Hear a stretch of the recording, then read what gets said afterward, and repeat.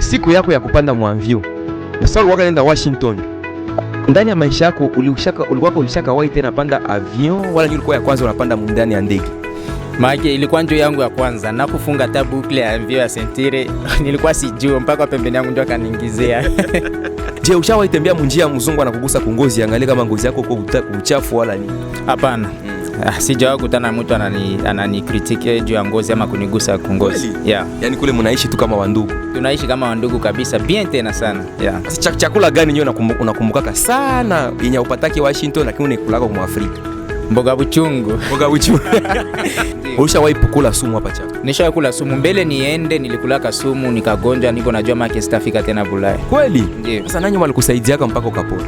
Mwenye alinisaidiaka sana kwanza big up ni Farida. Farida ndio alinitunzishaka. Mama Farida da Vision Group. Alinitunzishaka mpaka nakanihamisha hapa, akanibeba Kampala, akanilipia nyumba yote mpaka siku nilipona, mpaka siku nilipanda ndege. Okay. Yeah. Ile machakula mule mwa avion uliwezaka?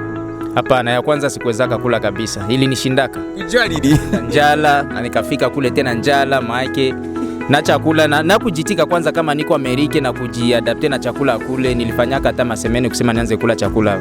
Yep. Watazamaji wa City Cobra TV, hello, chaka tukumbushane tena merudi watazamaji wapendwa, na siku ya leo tuna mwalikwa ambaye mtakaonye kumgundua kwa muda si mrefu. Nyuma ya makamera ninaye Jabless Strong, kwenye microphone mimi Alain Idrissa Le Padre. Nasema tena shukrani kwake kiongozi anaitwa Chubaka Lwabanji ambaye ni mwanzilishi wa kipindi hiki kia chaka tukumbushane, lakini mimi ninakuwa mwenye kuendelesha. Watazamaji wapendwa kote ambapo mlipo ulimwenguni, mfahamu ya kwamba ni City Cobra TV ndani ya kipindi kyake chaka atukumbushane. Na pembeni yangu ninaye mwaliko ambaye sitasema jina yake, na wengine saa zingine wamemuona na wanamfahamu, lakini bado ni marufuku kwangu na ni haramu na ni makosa mimi kusema jina yake kabla hajajitambulisha. Kiongozi, jambo. Jambo sana. Kwa majina unakutana tena? Kwa majina naitwa Remède de la Rose El Kaduz. Remède de la Rose. Yeah. Chani ni walikupangaka Remède de la Rose?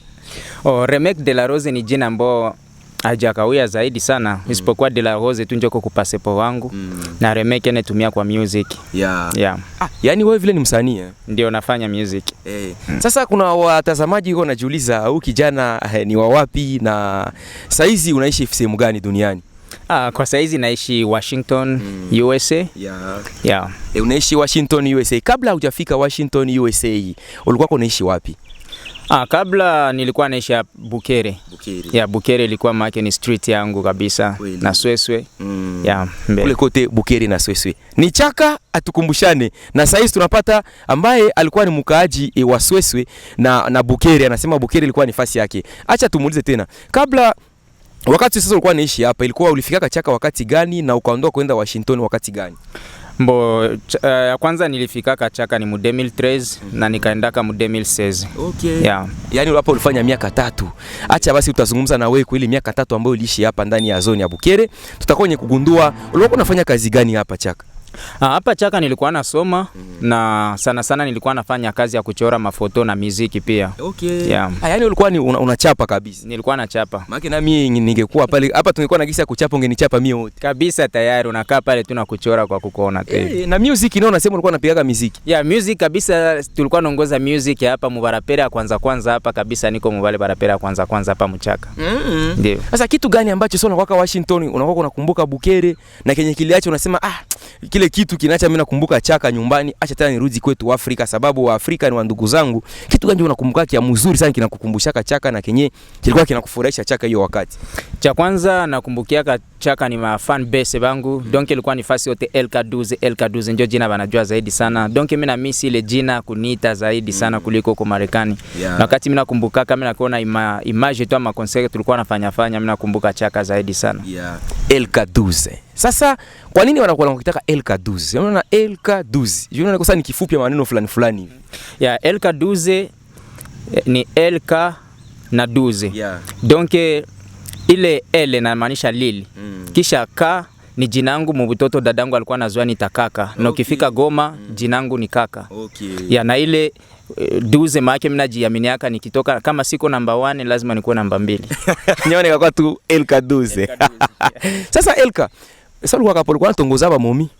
Ndio tulikuwa natongoza kama hakuna siku waloweko wewe kwa chema nishia kesi ya wanamke. Hapana. Sasa ile kesi ya wanamke sikupitaka ndani kabisa mpaka siku niliendaka. Na akowahi bebesha mimba wala nini? Hapana. Kitu sasa hii hauna mtoto. Sasa hii sina mtoto kwa nje na si asingiziwa kama mwanamke kuniambia uko na mimba yangu ama niko na mimba yako. Je, uko mzima wala haupendi tu? Niko mzima, lakini ni kitu ambacho nilikuwa najiepusha sana. Nilikuwa napenda nitimize ndoto yangu nisizale nje ya ndoa. Ndio. Yeah. Mkubwa Elka, tofauti gani ambayo ulishakaona nyeko kati ya Chaka na Washington?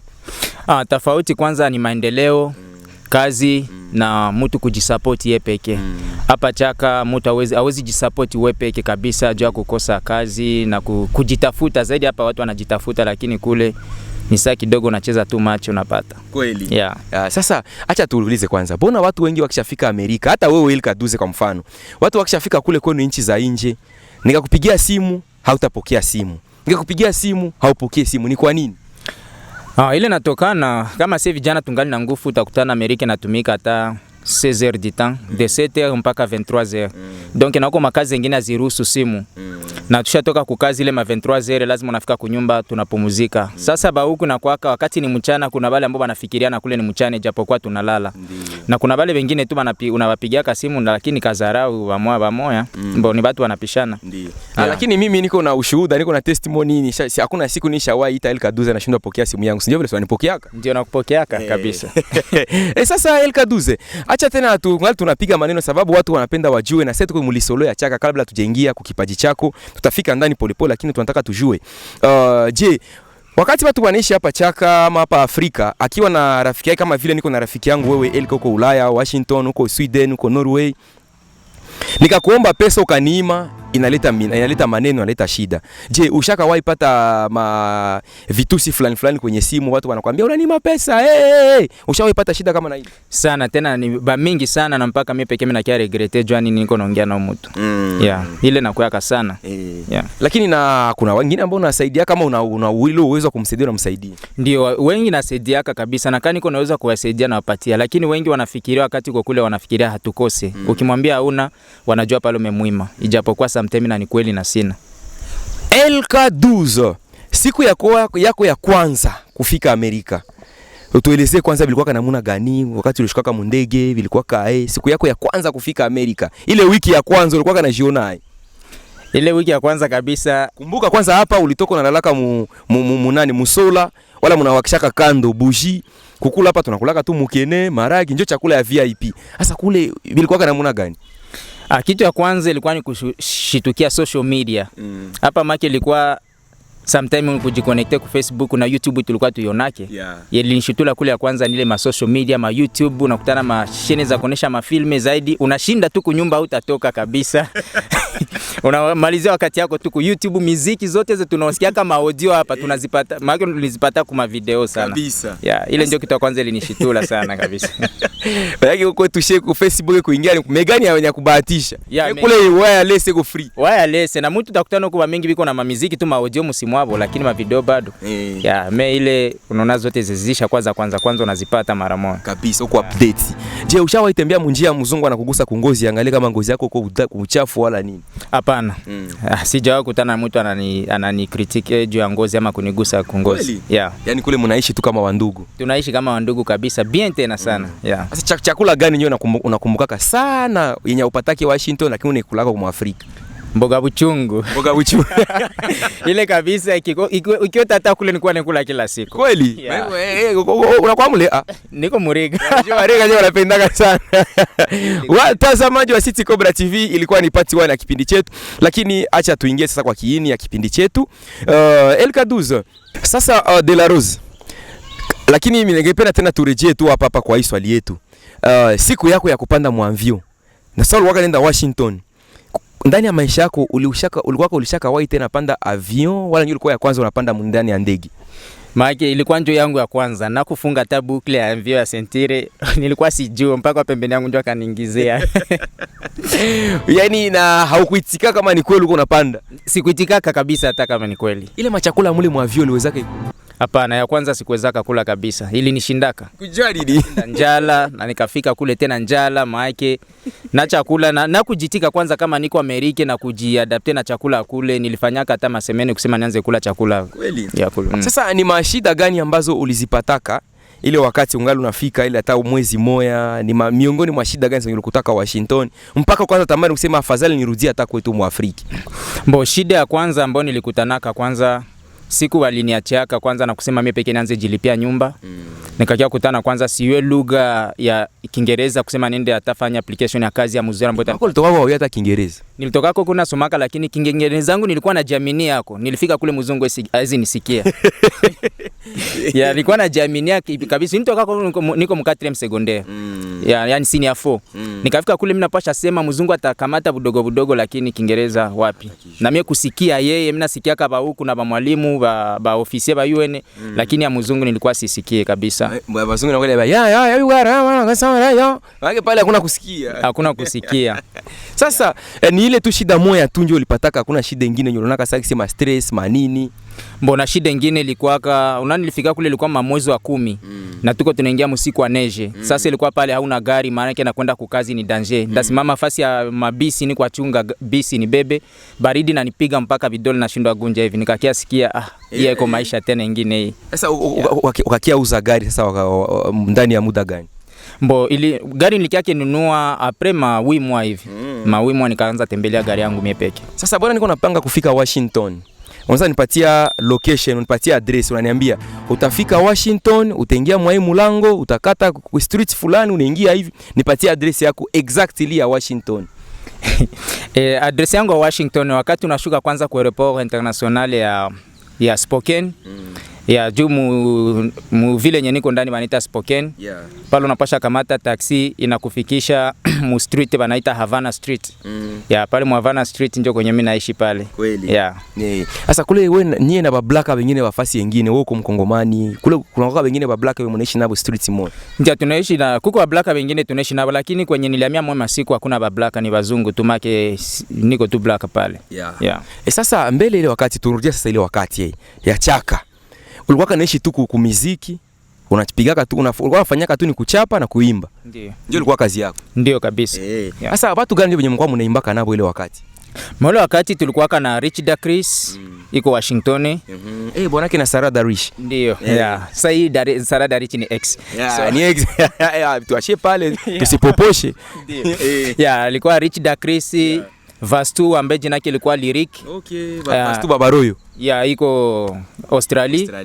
Tulikuwa kana ba Dieman, Jabless. Tulikuwa kana na ba Dr. Love nikizani angali hapa. Ndio, iko Durba sasa. Na Isa na mke wake ndio ma group ambao ndio make ma generation zetu tulikuwa nazo hapa. Sasa wewe ulikuwa kana kuwa na beef na msanii gani kusita unataka imba kabisa unasema ule anasemaka sana nishinda kuimba ule. Mwenye wewe ulikuwa unaogopaka hapa kabisa ukamuona. Unamuogopaka naye anakuogopaka. Mimi unaogopanaka kila mtu anapenda afanye ya nguvu zaidi kuzidia mwenzake. Ilikuwa msanii gani? Mimi nazisema kwanza ni Dieman Jabless.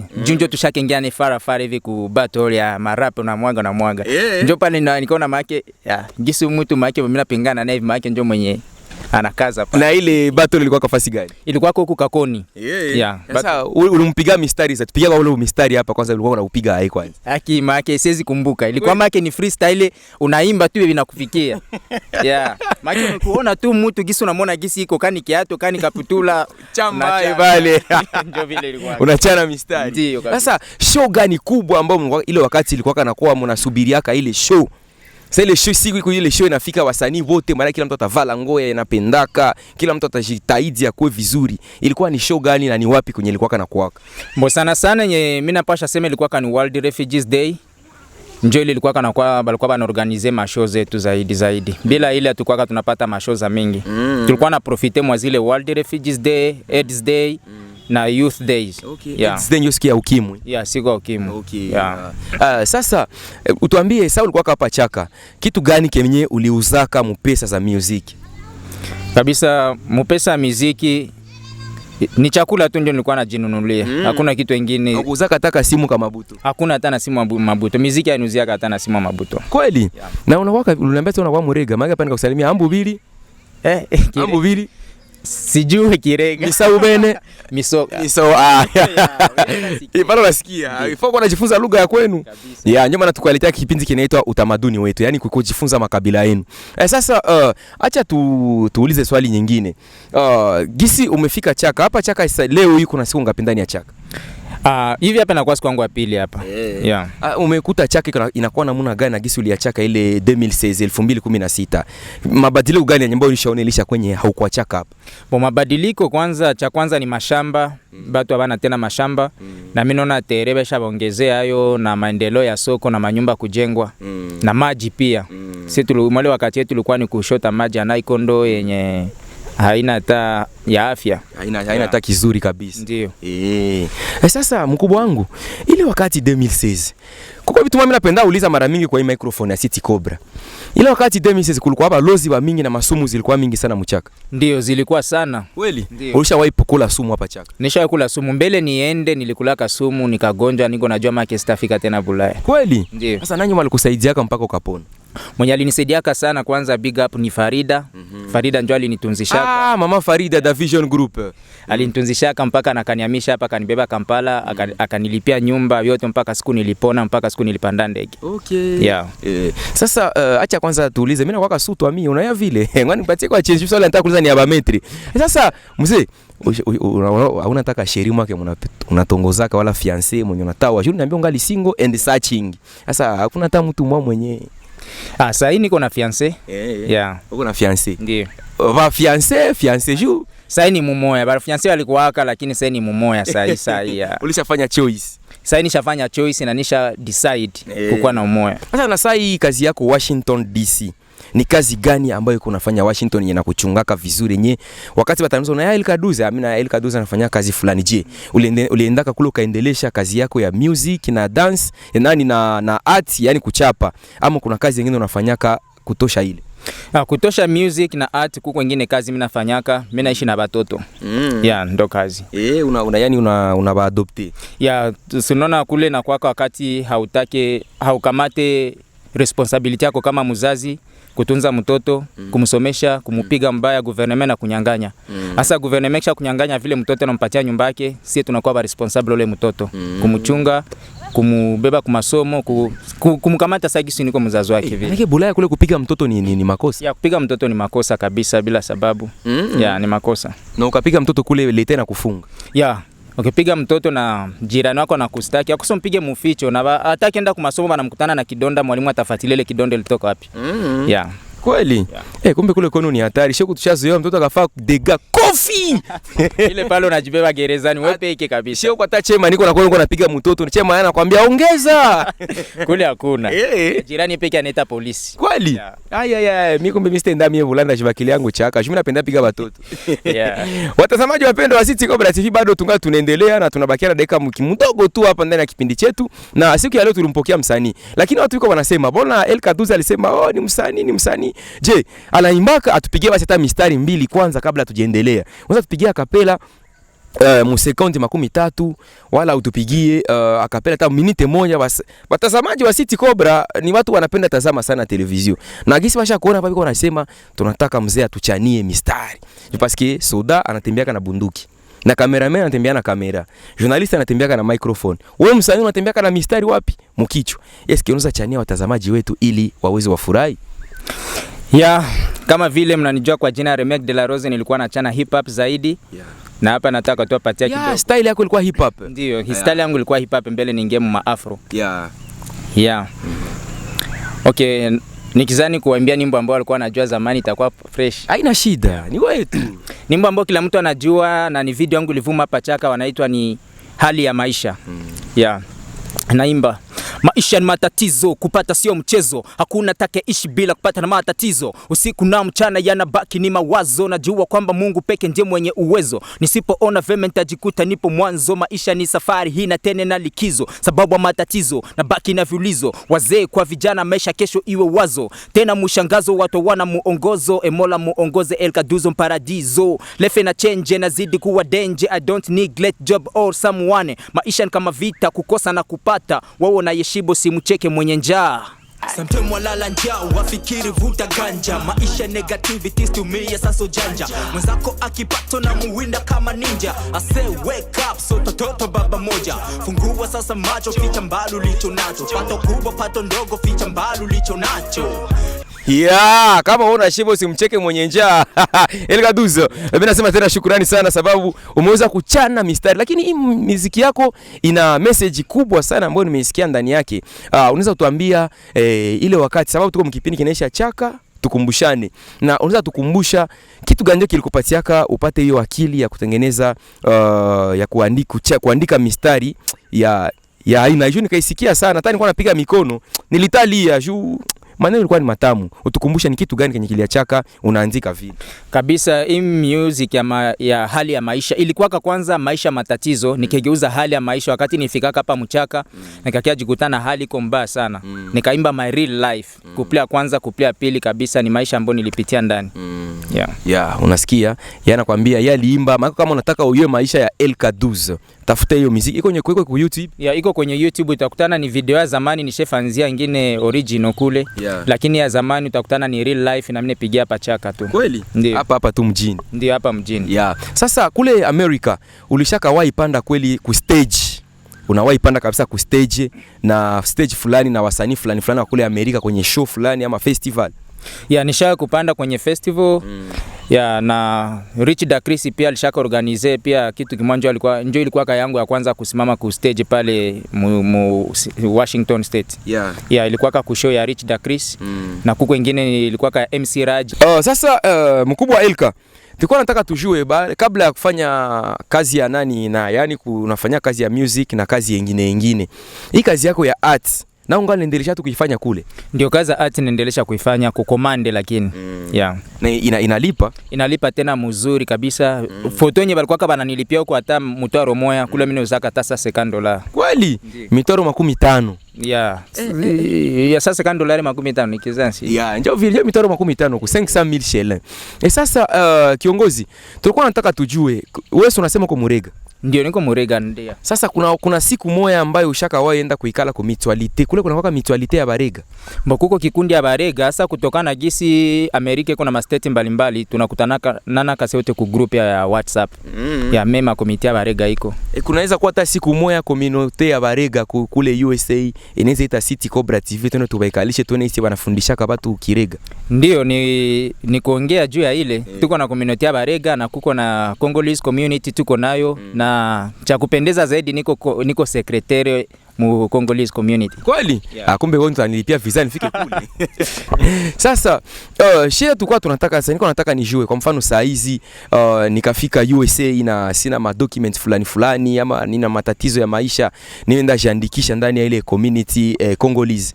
Community Congolese itanifanyia mie nini kama mkongomani ambaye sina madocument za kuishi pale? Ya kwanza siku tutapokea wa refugee kukuja kwanza mu state yetu ya Washington State. Tunajuaka mtu fulani iko nakuja kama vile Congolese community secretary na chairman na wengine kikundi, tunajiorganize kwenda kuchunga kwa aeroport. Tunakukamata, tunakupeleka kunyumba, tunakuonesha vitu vya technology venye hawezi jua zaidi. Tunakufundisha gisi ya kukamata bisi, gisi kutumikisha Google Map ukipotea. Donc tunakufanya tu, tunakusaidia vya mingi ueleo juu ya mjini tofauti ya Kongo, tofauti ya Afrika na pale. Na msaada zingine mbalimbali zinakuwaka. Kama vile msaada gani ambayo community Congolese inafanyanaka?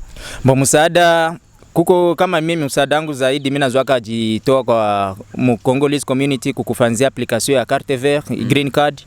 Ya kukufanzia application za kupata carte ya kutumika. Na kuko wengine sana sana kama mtu alikufisha zaidi tunajiungaka, tunatosha pesa kuzikisha na kufanya mazishi. Je, community Congolese ya Washington DC inaweza ikasaidia mtu mwenye anapata shida neko hapa Mwafrika? Kwa mfano mimi nahitaji nyumbangu iliruka manjanja. Mimi nalomba community Congolese yenye iko wapi Washington inaweza fanyika kama sio jiweza fulani. Community Congolese ya Washington inaweza ikawasaidia. Ndo community Congo ya Washington zaidi kwanza tuna focus na community ambayo inatuzunguruka gisi yetu ko pale. Ikisha kuwa ya nje donc ni request ambayo tunapasha kala kama vile ba komite na ba president one kama tunapasha saidia mtu fulani na uamuzi itatoka tu kusie peke mpaka na watu tunajulisha kila mtu tufanye uamuzi pamoja. Juu tukijituma kusaidia watu ba nje na kwaka ni ma request za mingi hatuwezi jitosha ndani. Ni ba mingi sana kabisa wanahitaji msaada hapa Afrika. Ndio. Yeah. Sasa yani na ushawahi ona kuna tofauti ya Afrika na Ulaya. Jinsi ulituambia mbele Afrika kule kwenu au mtu anaweza jisupport lakini huku jisupport ni vigumu. Sasa tunataka saa utufahamishe kidogo kunako tunasikia wakati nifika hapa El Kaduze aliwahi chapa Navio. Eske vile vikuchapa Navio kweli ni sababu Navio ni star mkubwa sana naishi USA. Na ngwa kwanza mshawahi onana na Navio wakati kwa Washington? Kule sijawahi kuonana naye kabisa. Yeah. Na ni star gani wa Kongo, wa Uganda, wa wapi ambao mshawahi kukutana na hata munjia hivi kule Ulaya? Wa huko. BM. Yeah. BM ndio nishakutana naye Arizona. Yeah. BM ndio msanii alimba muziki gani tena? Balimba msanii balimba Rosalina na Wilo Longomba. Yeah. Rosalina. Nimesahau watazamaji wapendwa. Mambo ni mengi sana kichwani basi. Acha tuendelee tena tuko tunashuka. Tunaenda fikia kiini kia kipindi chetu kia siku ya leo. Kushaka wahi patikana shida fulani kwa Kongomani ambao wanaishi pale Arizona ama kuna Wakongomani ambao washawahi funga na kesi kusema alitafuta pana sumu au alitafuta loga mtu pale Washington? Pale kwetu nishaka sikia muzengine masteti lakini Washington si hapataka habari ama kusikia vya kulogana vya kuchukiana kutaka kumalizia mwenzako maisha si hawasikie. Lakini muzengine masteti ndio nishaka sikia vishajitokeza. Ndio. Sasa mzee wangu kuna tangia ulifika kule ushangalia kisi wasanii wako wanateseka. Kuna baadhi ya wasanii fulani huku Chaka ama Goma ama Bukavu wote kulitokeaka benye ushawahi support kutokana na gisi ushaona clear? Ndio mna support basanii ba mingi hapa na pia na ba youth na Youth for Solidarity na pasha kwa shahidi wangu hapa Chaka. Ya sababu mimi nikifika hapa mimi naonaka kupatia huyu kidogo kupatia kidogo sitaweza. Mimi nafanya kama organize tu kama ni match ama mimi na organize concert mimi nakumbuka ile nye Olympic Bukere ilipiga Olympic mimi nakumbuka ukapatia na Black Stars kabumbu. Ndio niliwaletea makabumbu na nikagabulia kwanza pesa na makabumbu. Donc mimi naona ile ni kitu ambao grupe mzima napasha nikumbuka kuliko kupatia huyu. Niko na chagua acha nipatie huyu acha nipatie huyu. Ya mimi nafanya tu kitu kimwa kia maana. Yeah. Sasa bwana sheo ku Mwafrika tunazania senye kule Bulamu na logota franga. Ile ni kweli. Na wamingi wanajua kule ni kwa dolari. Atokiambia sina bwana baitikake na kama vile tulisema uliniuliza mbele kani shayo chambiwa binakuwaka zaidi sana. Kule chambiwa kabisa. Ni kupata pesa kabisa kule mzungu na si peke na kitu shajua wakati njoo pesa. Ndio. Nikitumika saa 2 na napata pesa saa 2 hata niongezea hata kitu juu. Ndio wakati ya Kiingereza time is money. Time is money kabisa. Sasa ushawahi tongoza kama mwanamke mbele kwanza yakuwa na fiancé. Ushawahi tongoza mzungu? Ndio nishatongoza mzungu. Na akakupenda true love. Girlfriend wangu kwanza alikuwa mzungu kule Amerika. Alikuwa Muamerika. Je, kuna wa original America ambao ushaona munjia? Sasa Muamerika hawezi jua nani ndio original. Kila mtu takia kutana Tony Black ni Americans lakini ule ndani kabisa hawezi mjua hivi. Yeah, America ni nchi ambayo iko na kila rangi ya kila mtu na utakutana hata huyu unamwona iko kama Chinese lakini Americans. Lakini wa ndani kabisa hawezi mtambua kama ni wa wapi. Kweli? Yeah. Unaweza ukatupatia majina ya wanakamati wa community Congolese yenye iko pale Washington na huko na uwasalimie tu utambie fulani ndio chairman, vice chairperson fulani nani na huko na wasalimia shumbi na sasa yuko wanatusikiliza. Cha kwanza salamu kwa Congolese community ya hapo Spokane Washington na salamu zangu zimfikie Balinda ndio chairman na vice chairman wake ambao ni Mama Angel. Kisha kuko mimi secretary na vice secretary wangu ambao ni Deborah. Tunawasalimu sana na tungali tunawakumbuka sana hapa Chaka na Asante sana kwa yote. Sawa sawa, mama chairman, unasikia mle wanaita mama Kalinda, mama Deborah, Idrisa le padre, niko nahitaji passport, neema siku passport ya kwa mtoro 15 juu nifike pale USA. Mimi najua El Kaduza atakupatia gisi nipate hiyo pesa na kile kitakuwa fresh. Mkubwa, sasa tuko tunataka kakitu mwa hivi kenyewe alikuwa anatafuta nipita mkichwa. Wakati ulikuwa hapa Chaka, mtu gani mwenye alikufaka mpaka leo Samo unamkumbukaka, anasema huyu jamaa alikufaka lakini alikuwa ananisupportingaka hivi na hivi na hivi na hivi. Uliwahi zika mtu mwenye ushakapenda sana na uko hapa Chaka? Hapa Chaka sijawahi zika mtu ambao make nilikuwa very close naye. Lakini mwenye aliningiaka zaidi sana ilikuwa ni Papa Ilunga. Sasa alikufaka wakati nilishaenda zamani. Papa Ilunga alikufaka na ushatoka hapa zamani? Ya, alikufana na nishatoka. Kabisa ulienda zamani. Ya, ule kabisa ni kitu ambacho nilimwaka sana sababu ni mzee ambaye nilikuwa kala naye fasi, ananipatia mashauri, ananipatia gisi ya kufanya music kwanza, naye pekee alikuwa musicien. Alikuwa anipatia my idea fulani. Yeye madilu. Na kufuatana na historia alikuwa anaelezea juu ya music na gisi alikuwa afanya, ilinijenga kabisa.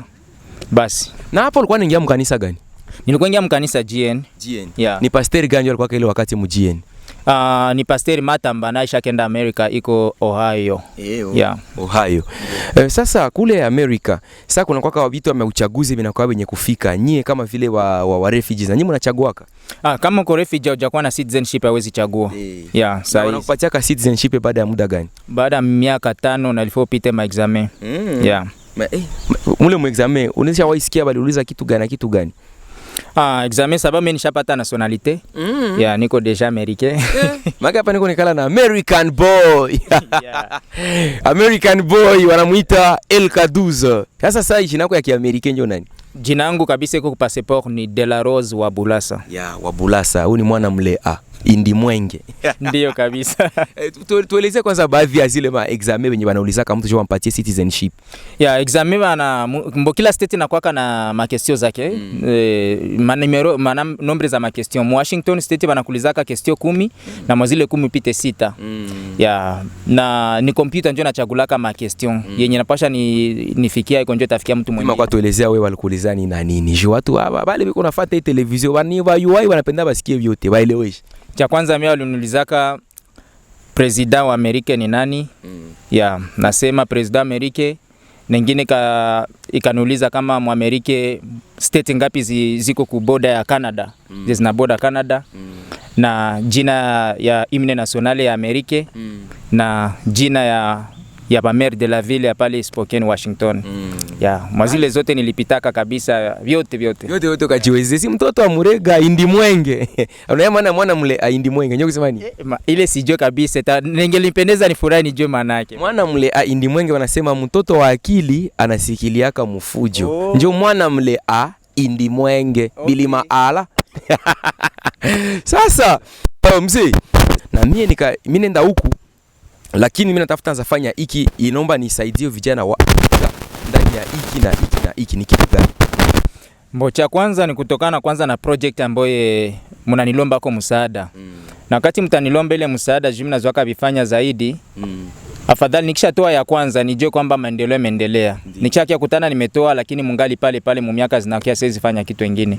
Kama mko project ya kutengenezea sio jiweza manyumba, mimi natia msaada wangu lakini hakuna nyumba yenye najengewa, mimi nazikata msaada pale. Lakini kwa gisi Mungu shaka tusaidia na mimi najua maisha hapa, mimi peke niko na experience ya maisha hapa, mimi najua struggles zenye ziko. Siwezi kosa kuwa na saidia kukikundi ama development ambao mko na plani zozote, mimi napasha jitoa kwa kuwasaidia pia. Watazamaji biko nataka bajue El Kaduza. Tunatembea munjia bana, watu wanapigana masasi mu barabara. Binakwambia kweli au inakuwa tu ni movie ni film kabisa. Lakini ya mingi ni vya bongo sana. Tunasikia watu kupigana masasi munjia na bafika mu supermarket. Vile viko iko bongo, nasikia hata mu state kabisa mtu aliingia tu mu marsha na maliza watu na masasi. Bilipitikana hapa juzi. Jamaa tu anaingia tu mu marsha na wao black wote maake masasi na watu mingi. Vile bilipitikana haiko film kabisa, ni vitu bilipitikana. Yani kule black biko ndani biko mushida sana. Biko mushida kabisa. Leo ilikuwa ni msanii El Kaduza ndani ya kipindi Chaka Tukumbushane, na mumeelewa kama El Kaduza ni boy from USA. Na vile El Kaduza kabla hajafika USA alikuwa anaishi Chaka. Na ndani ya Chaka alikuwa nikala muzone mbili. Either samwa nikala Bukere, samwa ndani nikala Sweswe. Yaani Bukere Sweswe kote ilikuwa nyumbani kwake. Lakini El-Kaduzi, hatuyajua kama uko mtoto wa nani, mamako jinaki nani, babako jinaki nani, uko mtoto wangapi mtumbu yenu? Jina langu ni De La Rose na Rose ni jina mamangu. Donc De La Rose bana yo français banelwa déjà pale. Ya na babangu jina yake John Wakenge wa Bulasa. Ya tulizaliwa kama watoto 8 na niko wa pili. Ndio. Na mimi ndio nishafanyikiwa kufika nje. Ndio. Zaidi. Yaani uko mtoto wa pili. Mbona mko badada bangapi? Tuko badada 4 na bakaka 4. Jina zenu original za Kirega. Utuambie majina zenu zote za Mukirega. Mbona wa kwanza jina yake Mukirega, hapana za Francais. Mukirega wa kwanza ni mwanamke. Jina yake ni Bukaba wa Bulasa. Wa pili ni mie. Ilikuwa ni Eme wa Bulasa. Sasa ishakuwa ni De La Rose wa Bulasa. Batatu ni ba Mapasa. Ya Kungwa wa Bulasa na Muganza wa Bulasa. Kungwa na Muganza. Waine wanawafuata ni Mbilizi wa Bulasa. Kisha Mbilizi. Mbilizi. Okay, Mbilizi wa Bulasa. Mwenyeko nyuma yake ni Kibala. Kibala wa Bulasa. Sio kama wananya wangapi, na kuko mwingine Mulonda wa Bulasa. Na wa mwisho ni Benjamin wa Bulasa. Benjamin wa Bulasa. Sasa Benjamin tunapata mwita Watuta Nkubi. Sio vile? Watunta Kubi. Watuta Nkubi. Yeye mtoto wa mwisho. Garso wa mwisho. So sasa chakula gani? Ushawahi kula chakula ya kutimenu? Au papa alikwambia kasheba rega tunapendaka mmena wa pasteur au tunakulaka chakula hiki? Mimi papa alikuwa kanapenda tangia siku mna komala, papa alikuwa haizi pitisha bila kula ndizi na makayabo. Ile kabisa na njoo iko sami na yule njoo iko sanjo ya asili. Naone kulaka shu kumbuke mzee. Ndio kabisa nikikula ndizi na makayabo mnakumbuka katwili ya tena hapana ndizi ya kutepeta makemba. Ile ya kabisa inakuwa na chora hapo nasikia inapita hapo. Shu mzee naomba nafunga macho muona ile. Njoo ile kweli kabisa. Sawa, Mzee De La Rose. Wakati ulifika Amerika. So ulifika Amerika. Uliweza sinzia na kushtuka mara ngapi uko unasema akose ni bongo niko na lota. Akose ni bongo siafika Ulaya. Siku nilifika Amerika zaidi nilikosaka busingisi akose in semaine mzima kujiadapte kwanza. Jio nilitokaka huku ni busiku nikafika kule busiku sikukuwa najua kama ni saa ngapi. Na kwanza lala jio nijiadapte na masaa za kule ilikuwa ni semaine kabisa ndio nikaanza jua. Na nilikuwa maana sielewi kama niko Amerika kabisa zaidi ewani. Na nilikuwa najua saa yote nilikuwa nasema iko sawa atanirudisha. Iko sawa atanirudisha. Nipate hata document mbio nilikuwa sikulotaka nipate hata carte verte. Maki mtu anafika kule wanakupatia green card nyuma kidogo. Green card uko banipataka après mwaka moja, miaka 2. Wakati nilikuwa niko nakosa na tana document na kwenye niko nafika kukazi wananiambia kama niko na document gani. Mimi nilikuwa niko najua tu batanirudisha. Asi maki sasa nikapata document nikasema hapa sasa ndio nakuwa saa mtu wa kuishi Marekani kabisa.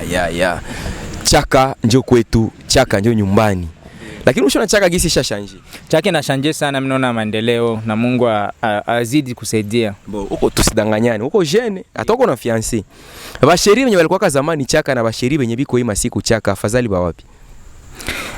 Ba mingi hapa sibajue, mimi najua mwa lakini ba zamani benye mimi najua ndio benye basha kuwa tena basha haribika tena saa hizi. Donc wale ba zamani mimi najua na bebali bakudi napasha sema benye biko saa hivi balisha kuya iko sanyo napasha kwa mzuri kuzidia wale wa zamani. Wale wa zamani shakuwa ni chungu wa zamani. Basha gisi nishaona ni experience gisi niko na bakutana wote basha haribika basha sema njia za mbaya. Basha kwa ba mama, wengine basha nzafuta mabangi, wengine mabairungi, mebange ko mbaya. Wengine mashisha, wengine wanakuwa balozi. Basi ile ni kweli, njoo ile. Maki basheri wa masiku ni badanje kushinda wale wa zamani. Ni basheri wa masiku kama nabo watabadilika kama bajifunze kubale wa zamani. Mwenye atanisikia hapa maake ajue tu ajifunze asitembelee kuele maisha ya watu wengine balitembelea. Maake ajifunze kupasta ya watu wengine. De La Rose. Zamani Bukere. Zone gani yenye ilikuwa kwa wasanii ba mingi sana tena ba mzuri kushinda Bukere kwa wakati ya Bukere na Sweswe? Wakati ya Bukere na Sweswe kwa nilianziaka Musweswe. Na katika hali ya music na makompetition zote mimi ndio nilikuwa na win. Hakuna mwenye alipitaka mbele yangu. Donc competition zote nilikuwa natoka kwanza mnabeba ma trophy. Na nilikuwa na mwenzangu ambao nilikuwa na shirikisha mu muziki ni Rich Da Chris. Donc murape nikipiga Na basi sema ni Sweswe, juste ba Sweswe ndio tulikuwa kana beba kupitia mie. Na Sweswe ulikuwa nikala ngambo gani? Ngambo wa Sweswe. Kama na Sweswe nilikuwa kala kwa najua kwa Murega. Murega jo alikuwa anajulikana sana. Kwa Valeri. Kwa Valeri. Donc tulikuwa nyuma boutique ya kwa Valeri pale. Okay, kule kwa Gile kule. Ya kwa Gile kule. Sasa na ile wakati hapa Sweswe na Bukere ni zone gani yenye ilikuwa kunaonekana mko kama bakonesere mkila dia zone nyingine? Ni zone ya Bukere. Yeah. Wake zone ya Bukere tangia zamani na kwangu. Zone ya Bukere tangia zamani. Hata sisi tulikuwa Kasweswe. Kufika Bukere kila mtu alikuwa anapenda kesha hapa Bukere. Na mimi kwa sasa nilikuwa nasishinde Sweswe na kiashindo kutu Bukere. Yeah. Je, ulikuwa na wewe muyo garçon alikuwa anamuita Didier au DJ Waxi? Yeah, DJ Waxi ni DJ tulitumika naye mu konsere zote, yeye alikuwa behind kutia beat kila kitu. DJ Waxi kabisa. Yeah. Mr. Foshoa, bonsoir. Yeah, mtu DJ wetu ule kabisa mwanzo mpaka siku alienda. Jumia ananiambia kaseme yeye alikuwa na record ya nguvu sana muichaka, ni kweli? Mrekodi ya DJ kabisa ni yeye, atakuwa na mwingine DJ wa Sasa anajitapaka. Hapana, anajitapake. Ni yeye kabisa nyuma Dr. Kaisi. Dr. Kaisi ndio alikuwa anasimamia vyote. Na DJ nyuma yake. Na Waxi kabisa, na kama akikatalia machuma zitoke na zitatoka. Kweli? Ndio. Jumia ashaniambia si hata nifunga. Ase wewe uko narudia mu Afrika atanifungisha nisha mkula record. Zina mwambia haya ase chaka yote ilikuwa mikono yangu hivi. Maana yeye alikuwa DJ wa nguvu, na nani ndio mwenye alikuwa producer wa nguvu kufanyizia watu ma audio ile wakati? Producer mimi napasha sema alikuwa ni Alexi, alikuwa ananifanyizia, na kuko mwingine nishaka sababu. Alikuwa hapa hivi. Pale na Danny Bloss aanza tumika naye mabiti. Tulikuwa kama mwele wakati yetu Danny Bloss alikuwa kaanza tumika na tunakuwa tu naye. Yeah. Bana tuko natumika na tuko nasoma naye kule kwa Dungu. Okay, Bujubuli Bvox. Bujubuli. Okay. Yeah. Sasa na clip ya kwanza hapa mnafanya clip za mzuri ile wakati yenu ilikuwa ni mtu mwenye alianza tosha clip ya mzuri hapa ilikuwa Rich Da Chris. Ndio alianza tosha clip ya kwanza kisha nikafuata. Yeah. Clip hiyo ile ulitupigia nani Maisha. Maisha ni hapa chaka nitosha clip mbili. Yeah. Sasa mlikuwa na producer gani mlikuwa anatembea na kamera? Alex. Yeah, Alex ndio alikuwa cameraman mwenye alikuwa anajulikana kwa kuma show za Bujubuli, ni producer Alex, Sengi Alex. Yeah. Alikuwa Murenge. Si jo kabila yake alikuwa Kongole. Yeah. Alikuwa Kongole me. Iko na shina ya ba Sengi umva mbiute. Si ndio wale? Yeah. Sasa kiongozi, na ile wakati nganda gani ama bari gani njoo yenye watu wakaenda spenzingia mo make kama ukiingia mu ile bar make na wao yakuwa kijana muhimu hii chaka mzima. Sana sana nilikuwa sizoe maba, lakini mabaze tulikuwa nafika ndani ilikuwa kwa Pauline. Pale kwa Pauline pale kaba shapa hata kwa doctor hivi. Pale kwa kanyumba kama kwa etage pale. Okay, kwa kuko restaurant chini. Yeah. Ya pale vile njoo kulikuwa kako ba pale, na njoo kwenye saa yote ni mandongo de busiku mpaka asubuhi. Yeah. Pale njoo ilikuwa ba ya nguvu sana. Najua kikundi mwa kwa nitaka MDD. MDD kwa sana ilikuwa music dance and drama. Kabisa nilikuwa ni juu. Chef wa MDD tunasikia MDD alikuwa chef wa MDD. Sijui kama napasha kwa fioma wanamuita Vanessa, maana siwezi kumbuka zaidi. Yeah, siwezi kumbuka. Jume nilikuwa najibaze sana mu group yetu ya rap, tukitaka sabi masho na kianjo tunajiunga na MDD mara moja. Jume nilikuwa kana ba mama wetu walikuwa wanachangana ndani. Yeah. Okay, ni watazamaji wapenda kizani, tunaenda fikia mwisho yako ya kwanza kuona tena chaka ku television kama hizi situ la City Cobra TV ilianza. Siku lolaka City Cobra TV ya mara kwanza ndani ya nyumbako, ukaona chaka tena, ukaona Maswesi, ukaona mawapi, ulijisikia kai? Kabisa nilijisikia mzuri. Cha kwanza mwenye alipartage kwanza link ni mtu kwa sana zoa kufuatilia sana, banamuita Atim Nedi. Vegas Queen. Yeah. Ndio nilonaka na kuposte, nikaona ilikuwa interview na ilikuwa ya muziki. Haiko Honore Kindobika wala Mitipano. Honore Mitipano. No. Yeah, bali ndio nilianza kaona, nikasema huyu jamaa na City Cobra. Nikiingia ku YouTube nikaona vya mingi, nikasubscribe mara moja. Yeah. Kwa tembea makakoni, nikasema wa kunitembeza tena huko pale ni bwana. Mimi nashukuru gisi nimekukutana tena hivi. Kweli, na sisi tunashukuru kwanza kutupatia wakati wako na Mungu akubariki. Sasa kiongozi, message gani ambayo unaweza patia wa vijana wa Afrika? Sana sana wachaka, Goma, Bukavu benye hawapendake tumika. Yeye kalaka tu munyumba, anaangalia namba yake, anaangalia telefoni yangu niko na namba inaanza na +1 De La Rose. De La Rose iko USA. Mimi nataka nilombe De La Rose makuta. Wakati mimi nakuandikia wewe De La Rose, mimi nahitaji unitumie sai tena watu ya Kongo, watu atulombeza kidogo. Mimi nalomba nisaidie na $100. nisaidie na $200. Kisha wakamwambia mbo, saa hii situation iko mubaya, lakini tuangalie after 1 week wala after 2 weeks wala baada ya mwezi mmoja, sema vitu vitakuwa mzuri. Kisha anakuwa mwenye kutukana, anasema wewe unaosinitumia tena franga yako na mimi nakubloke. Message gani unazambia ba jeune sasa wale wenye habana roho ya uvumilivu na au wanafikiri kama nyie Ulaya mlendaka njoo logota pesa. Message gani ambayo unaweza wapatia? Message yangu kwanza mjue hata na sie kule Bulaya kwanza nikikala chini siwezi pata hata na wakunilipia hata nyumba. Na tukua kina madeni asena guarantee nipatia njoo mnaita hata mapreavis. Zile azikuwake. Donc wakati ushapata mtu hata kukutumia hata na $20 kutoka Amerika, ni kushukuru sababu kwanza mwenye uko pale na kuzitafuta ni kupitia ya mingi sana kusema upate hata ile $20. Na kitu kile mnapasha shauria kwa vijana ambao wanatukanaka watu wakati tuko Amerika, na beba shaka ni tukana pia mimi na basamiaka zaidi sana. Yeah. Donc wakati unajua mtu ko nje na mimi najua murua wengine wanasemaka abakosi pesa, nakatala tu, lakini hakosi pesa pale kwenye iko nazo. Ndio. Na sisi tunakosaka. Sometimes tunakutanaka, utajua kama alinifukuza kwa kazi, unakia nilomba niko wakati mbaya, nikikwambia uchunge, unanitukana. Na mtu akikubloke, na babula mingi wakibloke mtu zaidi, mimi najuaka ni kutokana na matusi ya watu wengine, ama alishasumbua sana. Ndio nakutanaka unakia kama ile ma decisions zingine. Donc vijana kabisa, ukipata mtu akukutumia hata kidogo, juu hiyo kwamba na sisi tuko na mafamilia na bazazi na wengine na haiko wewe peke njoo na lomba, utakia kutana mu list ambayo watu walinilomba ile siku huko hata mu baventi. Ilifuni anze timizia hata na wengine wiko na mashida zaidi ya yako. Donc kama nakwambia usubirie ujue make pale, mimi najua ni sababu gani. Yeah. Sawa, nikizani message imefika. Umeiona City Cobra, umeangalia hali ya City Cobra.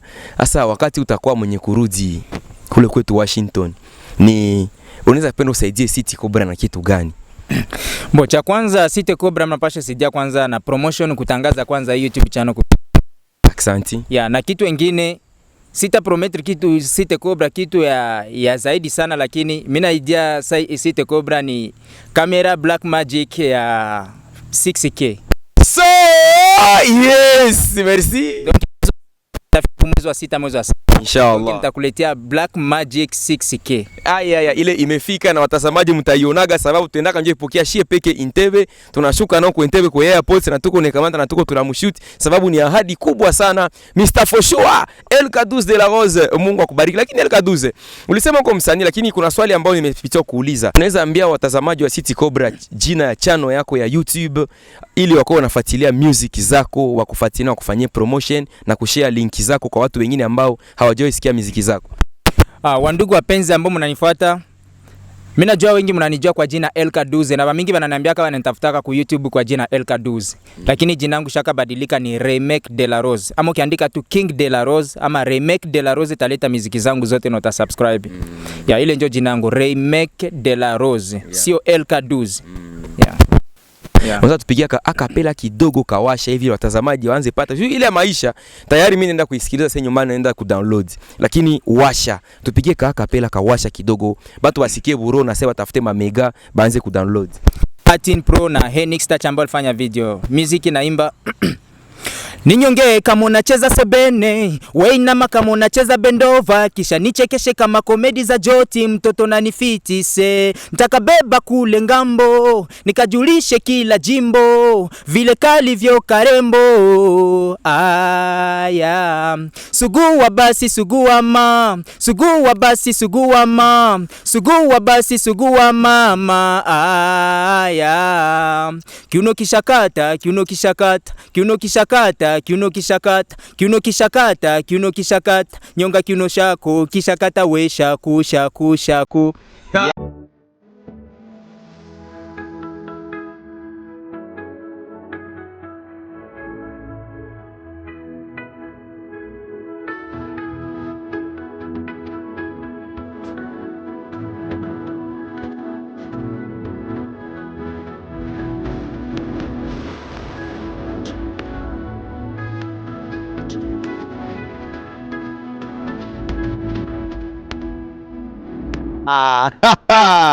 Chaka tukumbushane chubaka la maja Sharifu msichoke Sara kuinda boss ya Team Neri ilikuwa ni LK12 bila kumsahau Mama Farida Lwanga da Vision Group wote wako wanafuatilia kipindi hiki na mimi najua Sai Merve Kalume Grace na Jabless Strong biko nyuma makamera Natasha Official.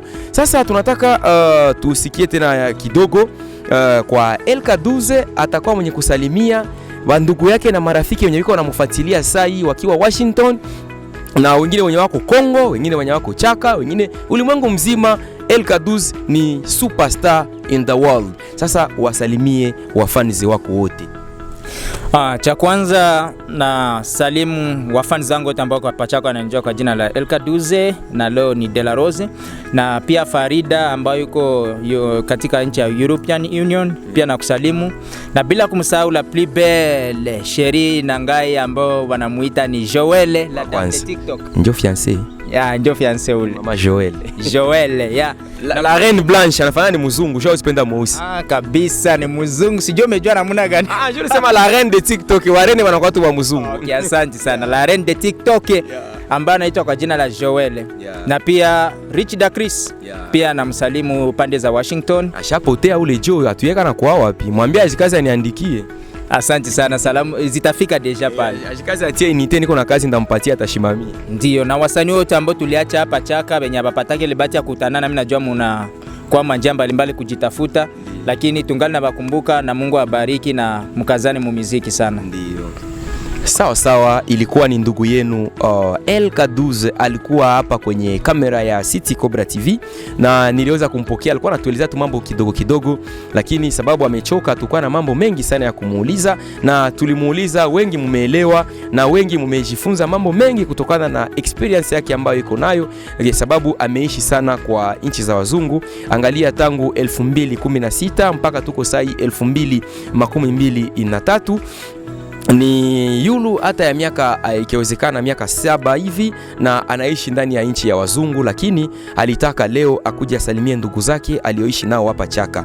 Watazamaji wapenda wa City Cobra TV, ilikuwa ni Alain Idrissa Lepad na nyuma ya makamera ni naye Jabless Strong. Kama ulifurahia kipindi hiki basi, na kama ulipinga kunako maneno yenye kiongozi De La Rose alikuwa mwenye kuzungumza, anasema hapana, Chaka ile wakati kulikuwa ka hivi, hapana haiko ngale baba ile competition, hapana, acha hapo chini kwenye comments. Na kama ulifurahia basi acha ka like na De La Rose atakuwa mwenye kufurahi, sababu na mwenye anasema ikuwaka vile tuipigie inbox. Na wewe hata kama uko USA ulipa avio ushuke na wewe tufasiria hapa City Cobra TV Chaka tu, tutakuwa wenye kufanya kile ambacho unachojua ni sahihi kwako. Mkubwa De La Rose, mimi nasema tena shukrani na Mungu akubariki. Asante sana. Tunasema tena kwa sio tutasema bye bye kwa pamoja, tunasema tena bye bye. Hello, what's up everybody? Go and subscribe to the YouTube channel City Cobra TV, sisi kwa sisi.